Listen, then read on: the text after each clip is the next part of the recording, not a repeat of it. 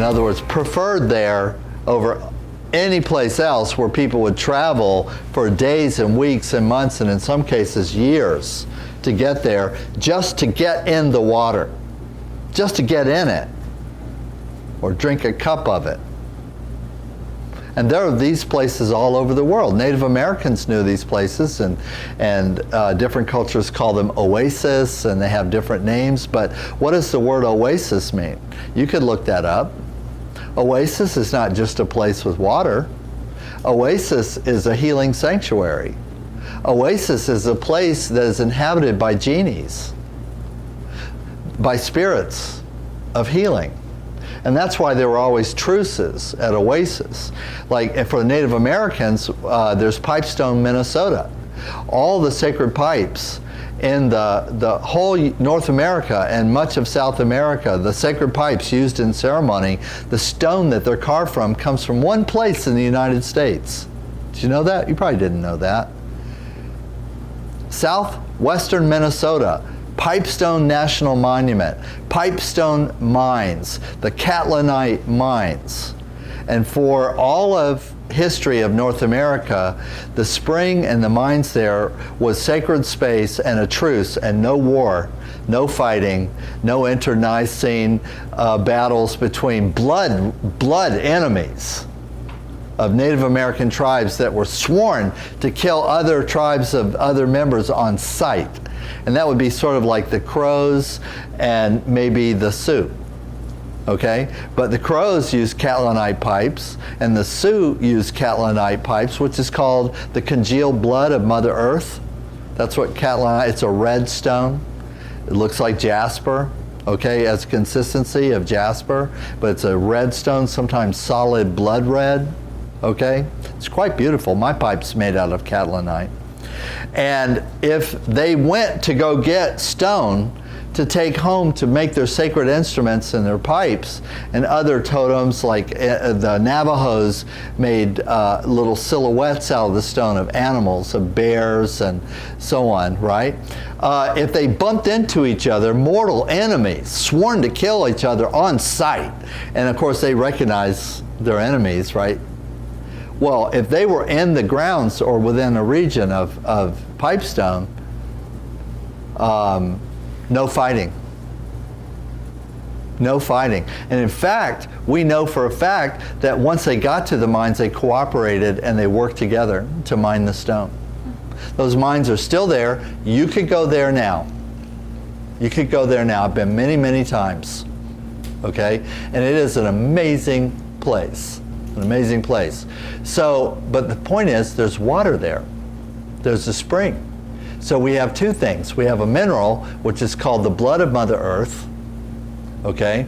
And all sacred pipes for North American and most South American tribes, which means there was commerce from Ecuador to southwestern Minnesota.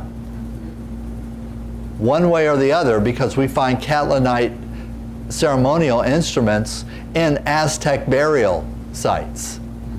We find them. And the only place it comes from is Minnesota. Just like we know the blue clay that the Mayan priests used to decorate their temples and that the priests wore on themselves, and they painted the murals with this blue ink, was made out of blue clay, which is from Jasper, Georgia, in North Georgia. The only place in the world that it occurs is in North Georgia. And so the Mayan priests either had to go to North Georgia or they had to have commerce with people from North Georgia 1,500 years ago. Commonly.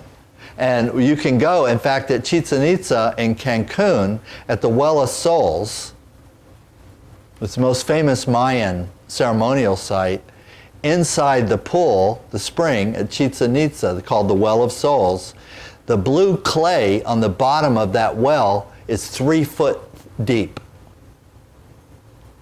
So they use so much of that blue clay in ceremony and where they would toss it into the water as a ceremonial offering, or it would be on the outside of a pot, or it would be on the outside of a person who was sacrificed.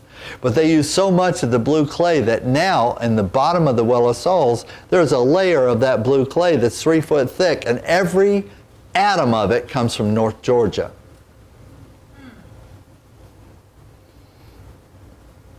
But the water was also believed to have healing qualities, that it could cure disease. So ancient cultures had medicine. It starts with the water, and then it goes to everything that comes from the water. Yesterday, Leah mentioned, what about the sargasso? What about the kombu? What about the kelp? What about the, and so on and so forth.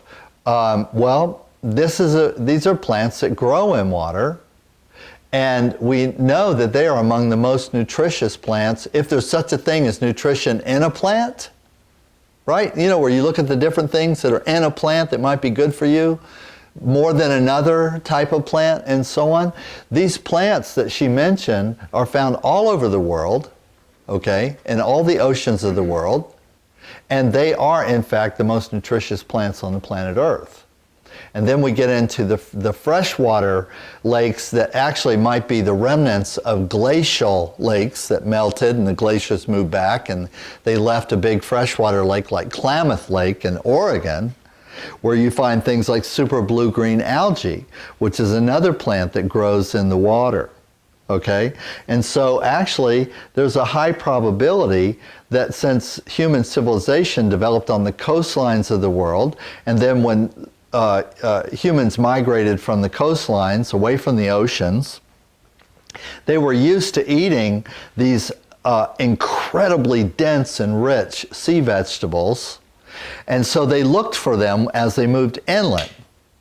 And the next place where they could find them was in lakes and streams, lakes and rivers, okay? And that's part of how they survive, because, for example, we have to have iodine to be healthy, right? So you have to find a source of iodine. The most ready source of iodine in nature is in sea and water vegetables, okay? Sea and water vegetables. So if you moved to a land where there wasn't fresh water, where there were sea vegetables, in order to support a colony there, or a city there, or anything else, you would have to import that. You'd have to bring it with you. You'd have to go back to get it. And there's the invention of commerce, right? I actually think the first commerce was not baskets. I actually think the first commerce was medicine, however you could do it.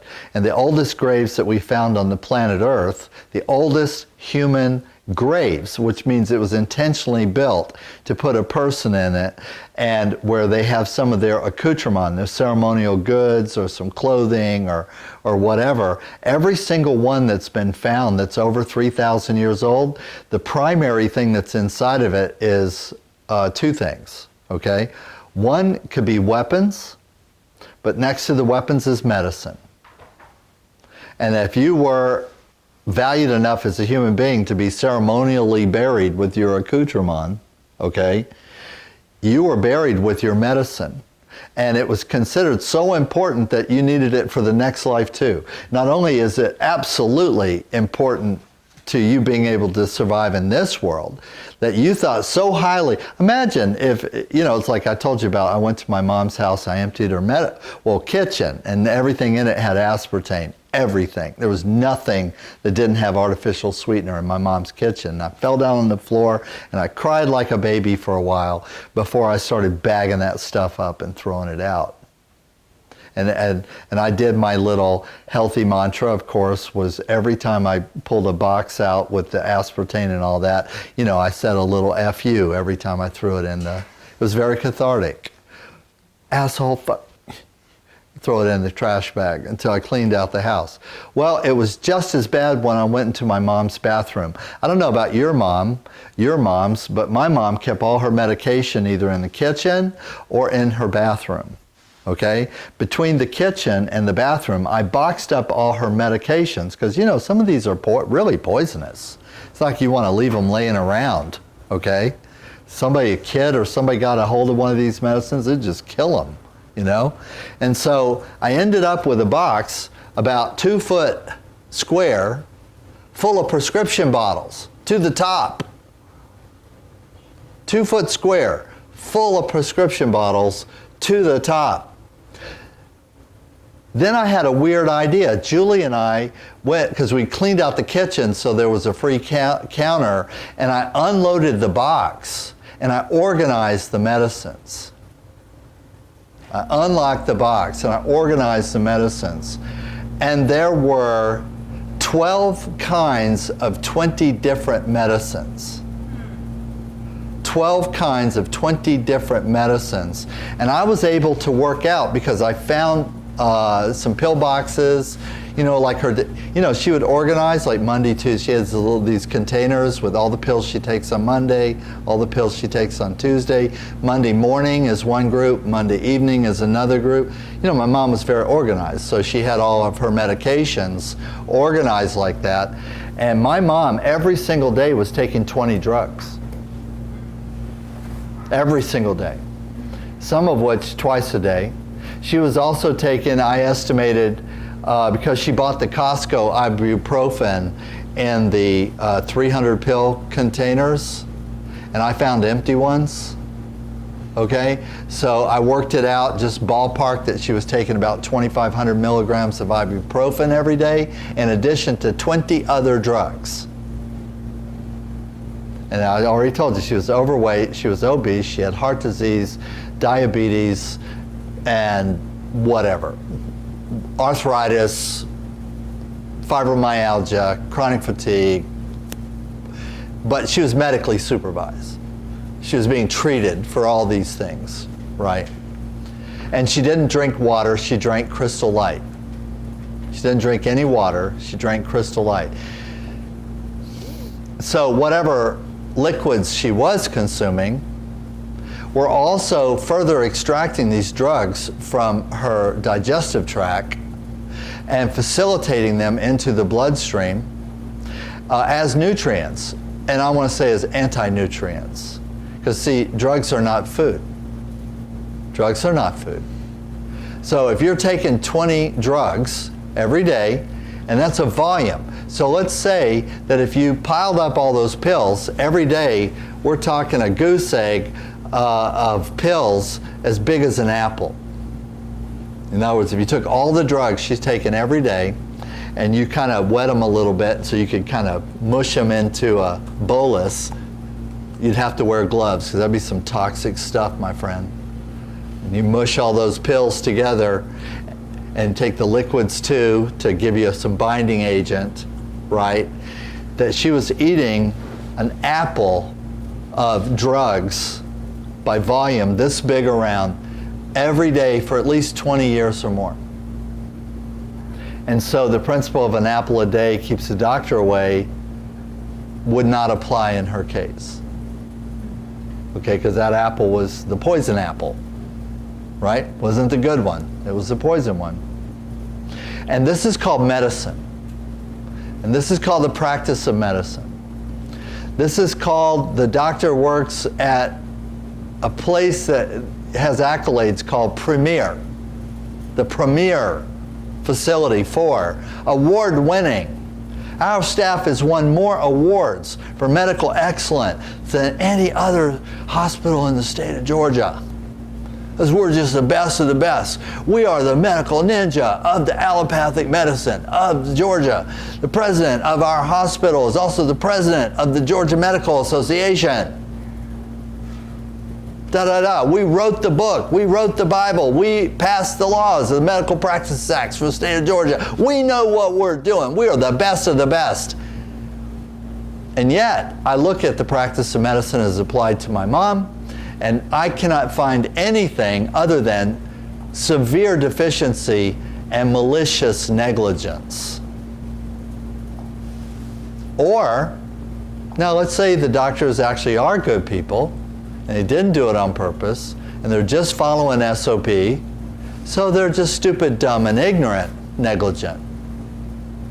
Because my brother, by the way, my little brother, Stephen, not the one you met, but my little brother, Philip, was vice president for a pharmacy company, which I'm not going to mention, until he retired. Okay?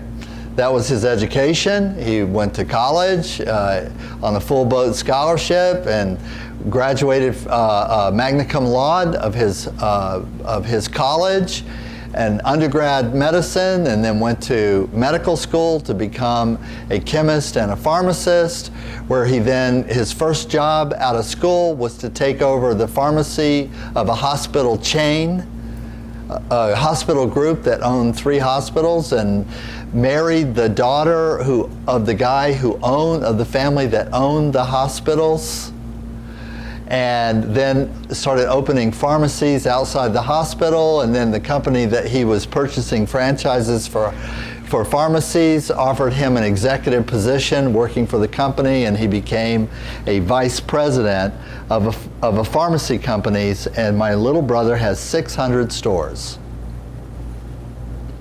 600 stores. He's still around. We argue all the time. But not as much as we used to. Not as much as we used to. In fact, his change of heart came after my mom died. And he quit his job. Because he looked into it and he found